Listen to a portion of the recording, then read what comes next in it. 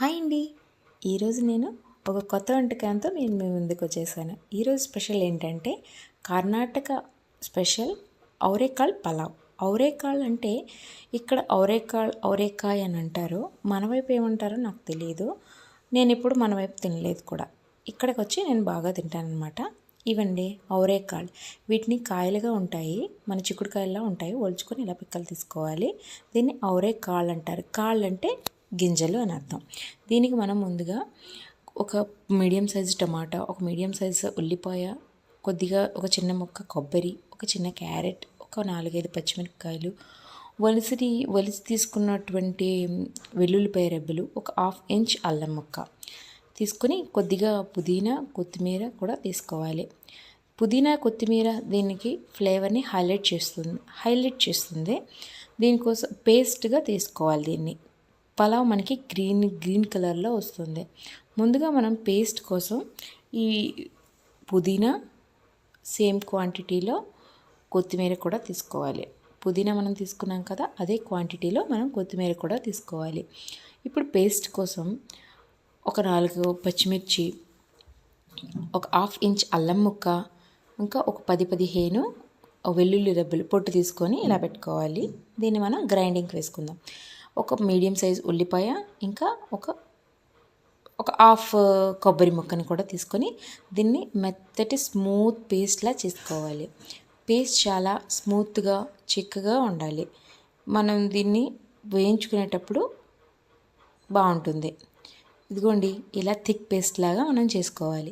ఇలా పేస్ట్ చేసుకున్న దాన్ని పక్కన పెట్టుకొని మనం ఎంతైతే చేసుకోవాలనుకుంటున్నామో రైస్, దాన్ని బట్టించి మనం తీసుకోవాలి. నేను ఇక్కడ 1.5 గ్లాస్ రైస్ని ఇలా 1/2 అవర్ ముందు నానబెట్టేసుకున్నాను. దీన్ని ఒక పక్కన పెట్టుకొని ముందుగా మనం కుక్కర్ని పెట్టుకొని అందులో కొద్దిగా ఘీ యాడ్ చేసుకోవాలి. ఘీ అండ్ ఆయిల్ ఈక్వల్ మోతాదులో మనం తీసుకుంటున్నాను.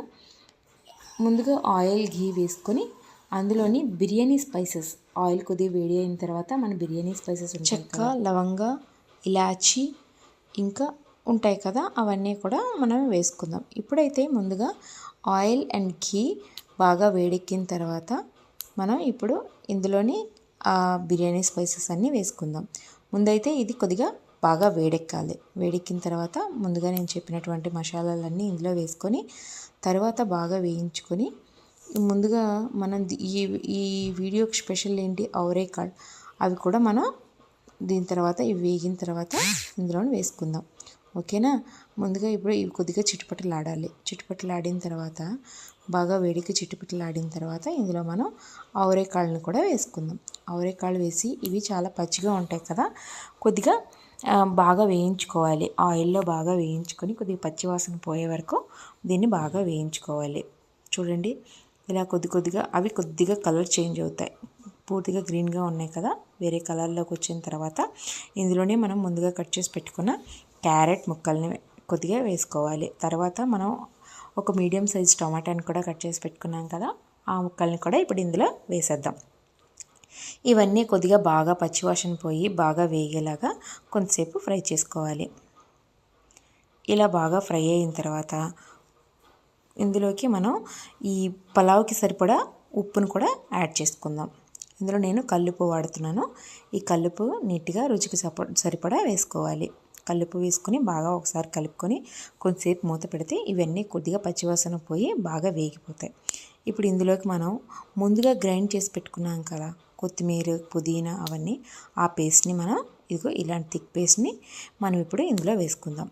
పేస్ట్ చాలా పచ్చివన్నీ వేసాం కదా, ఎటువంటి ఫ్రై లేకుండా దీనికి పచ్చివాసన ఉంటుంది కాబట్టి దీన్ని పచ్చివాసన బాగా పోయేంత వరకు బాగా ఫ్రై చేసుకోవాలి. ఇది బాగా పచ్చివాసన పోయి ఫ్రై అయ్యి ఆయిల్ పైకి తేలుతున్నంత వరకు మనం దీన్ని అలా మీడియం ఫ్లేమ్లో అడ్జస్ట్ చేసుకుంటూ నీట్గా ఫ్రై చేసుకోవాలి. చూడండి ఎలా ఉడుకుతుందో.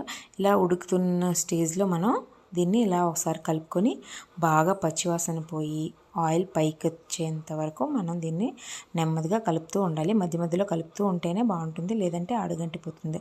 నీట్గా ఇలా కలుపుకొని ఆయిల్ పైకి తేలిన తర్వాత మనం ఇందులోకి పలావ్ మసాలా యూస్ చేయొచ్చు. మీరు బిర్యానీ మసాలా కూడా వేసుకోవచ్చు. నేను ఇందులోకి పలావ్ మసాలా వేస్తున్నాను. పలావ్ మసాలా వేసుకున్న తర్వాత ఇందులోనికి నేను ఇంకొద్దిగా గరం మసాలా కూడా వేసుకుంటున్నాను.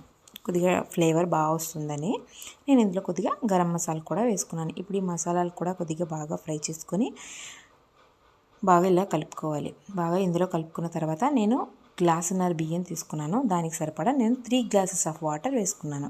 వాటర్ బాగా వేడయ్యి ఇలా మరుగుతూ ఉండాలి. ఇలా మరుగుతున్నప్పుడు మనం ముందుగా కడిగి నానబెట్టుకున్నాం కదా గ్లాసున్నర రైస్, అవి ఇప్పుడు కొద్ది కొద్దిగా ఇందులోకి వేసుకోవాలి.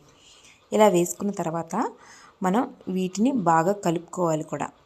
రైస్ వేసిన తర్వాత కొంతసేపు అలా ఉంచి దీన్ని మనం మళ్ళీ నీట్గా కలుపుకోవాలి. కలుపుకున్న తర్వాత మనం దీనికి కుక్కర్ కప్ పెట్టి మనం 3 విజిల్స్ రానివ్వాలి. 3 విజిల్స్ వచ్చేంత వరకు మనం దీన్ని క్లోజ్ చేసి మీడియం ఫ్లేమ్లో ఫ్లేమ్ని అడ్జస్ట్ చేస్తూ మీడియం టు హై అడ్జస్ట్ చేస్తూ మీడియం ఫ్లేమ్లోనే నీట్గా స్లోగా కుక్ చేసుకోవాలి. ఇలా నీట్గా ఇదైన తర్వాత ఇప్పుడు నేను ఇంకోసారి కలిపేస్తున్నాను.